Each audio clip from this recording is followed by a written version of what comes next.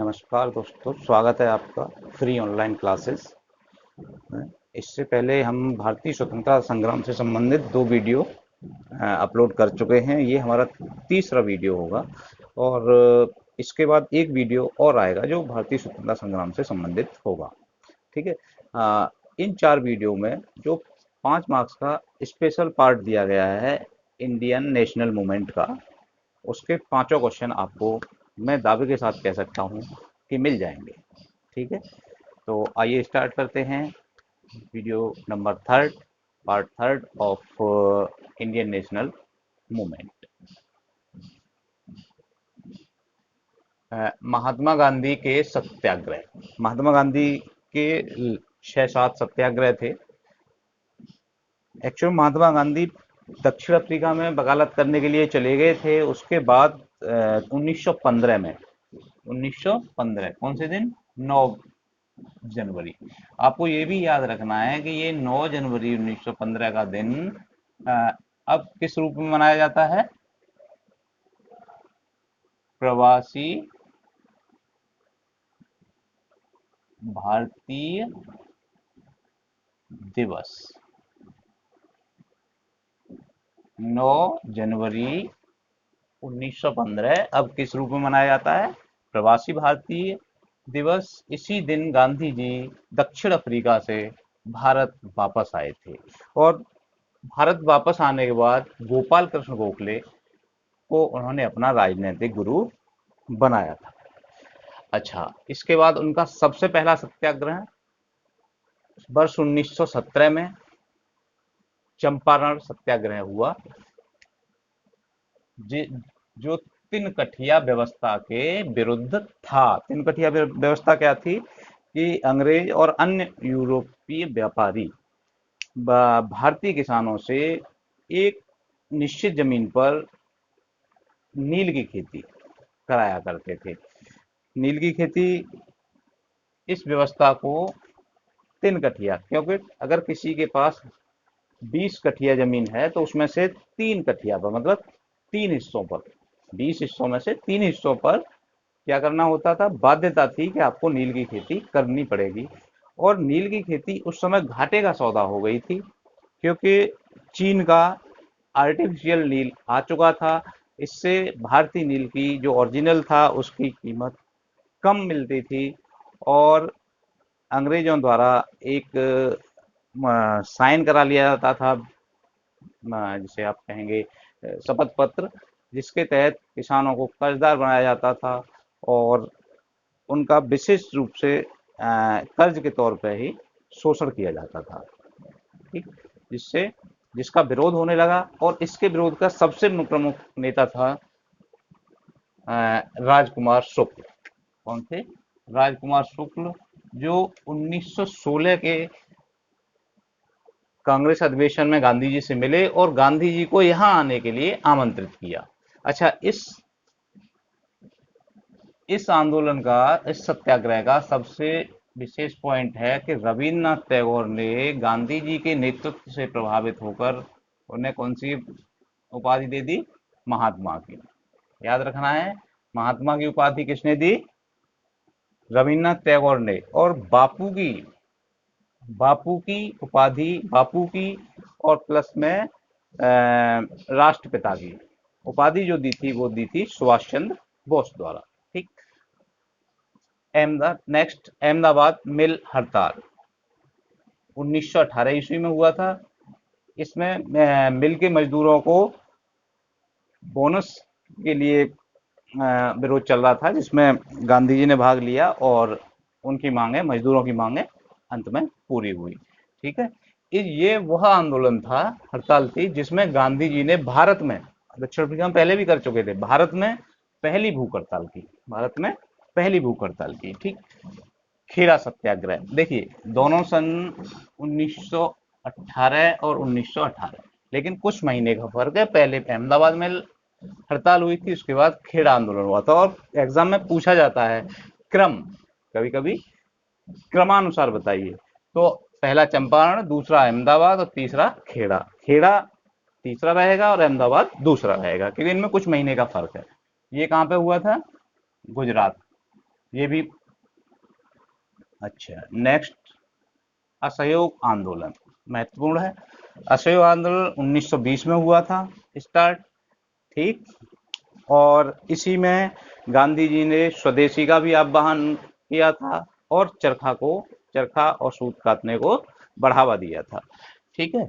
अच्छा, इसकी जो प्रमुख घटना हुई जिसके कारण ये आंदोलन गांधी जी को बंद करना पड़ा, वो घटना थी 5 फरवरी 1922 की। भगवान अहीर के एक व्यक्ति थे, भगवान अहीर, उनके नेतृत्व में चौरी चौरा गोरखपुर के पास में, कहाँ है चौरी चौरा, गोरखपुर, ठीक, के पास में 22 पुलिसकर्मियों को एक थाने में बंद करके आग लगा दी गई थी, जिसमें वे 22 लोग मारे गए थे। इसी के कारण गांधी जी को ये असहयोग आंदोलन स्थगित भी करना पड़ा था।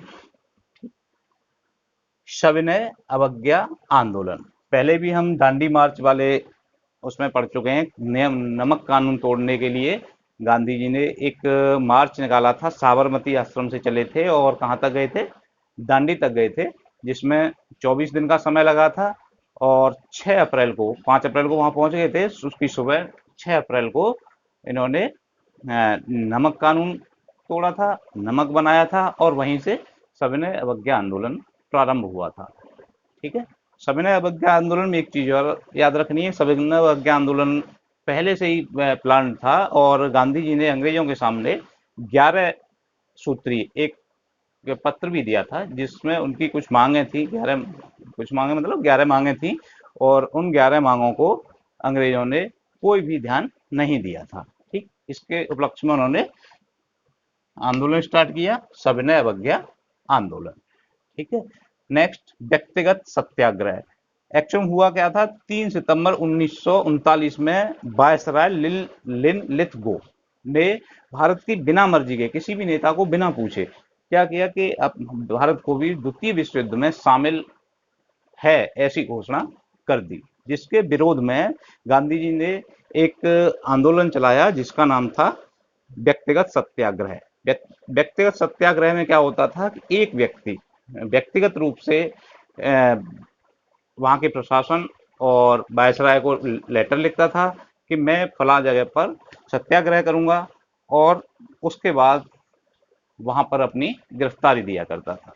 तो इसके सबसे प्रमुख व्यक्ति थे, पहले व्यक्तिगत सत्याग्रही कौन थे, विनोबा भावे जी।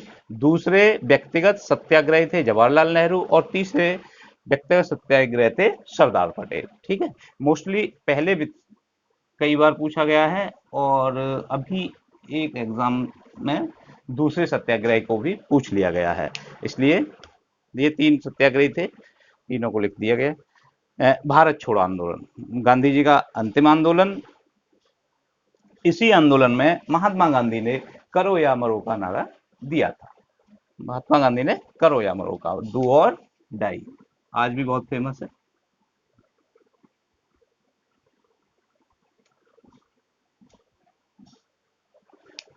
पूना पैक्ट, दलितों के नेता डॉक्टर अंबेडकर ने दलितों के लिए ऐसा नियम बनवाने का प्रयास किया था कि कुछ निर्वाचन क्षेत्र ऐसे हों जहां पर दलित को ही इलेक्शन लड़ना है और दलित को ही वोटिंग करनी है। ठीक। गांधी जी ने इसका विरोध किया, और उस समय गांधी जी पुणे की यरवदा जेल में थे, ये वही जेल जिसमें संजय दत्त भी कुछ दिन बंद रहे हैं। तो यरवदा जेल में बंद थे और उन्होंने इसका विरोध किया, और इसके विरोध में आमरण अनशन स्टार्ट कर दिया।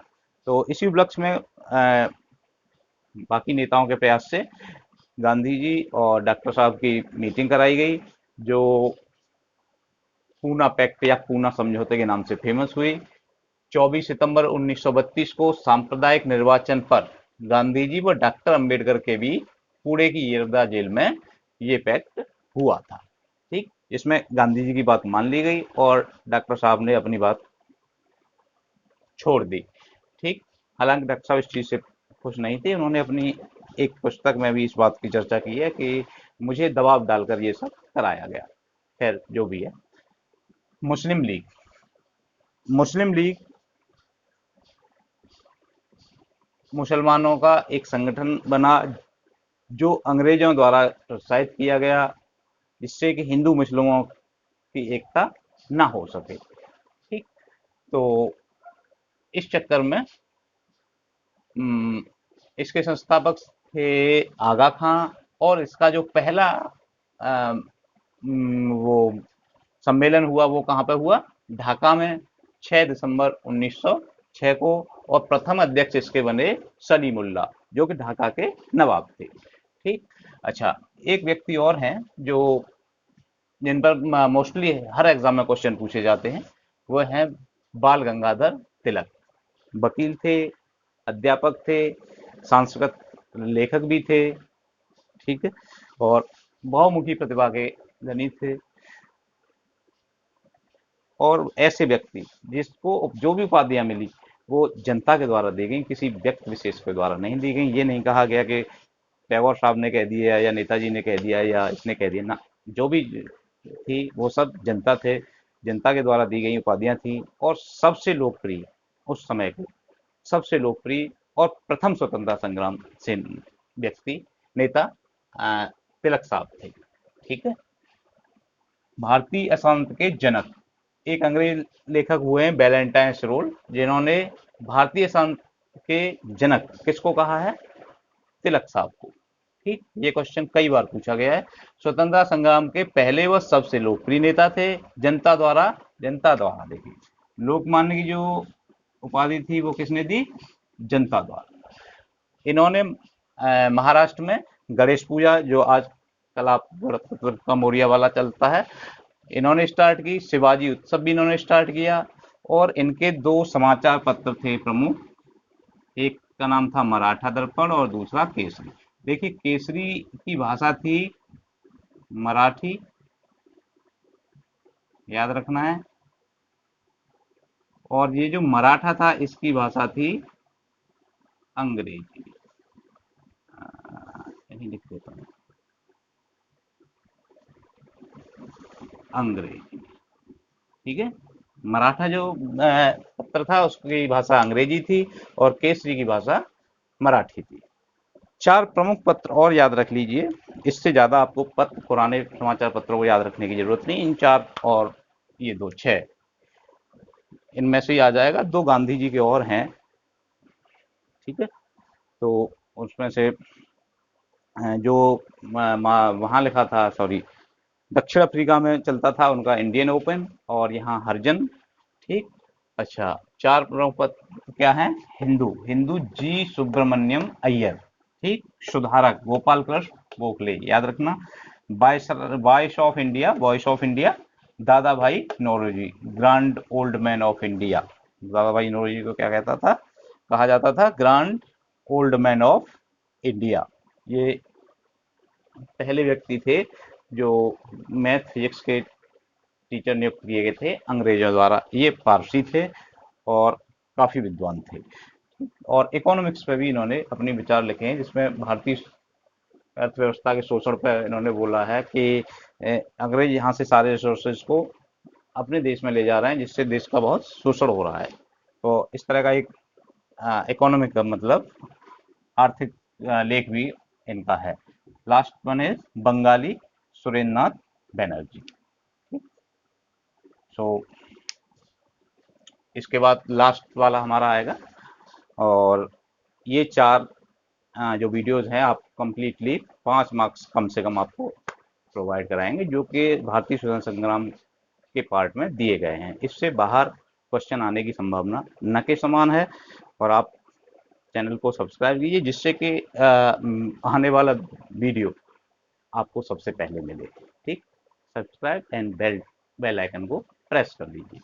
ठीक है। अभी आप इसका स्क्रीनशॉट ले लीजिए। धन्यवाद।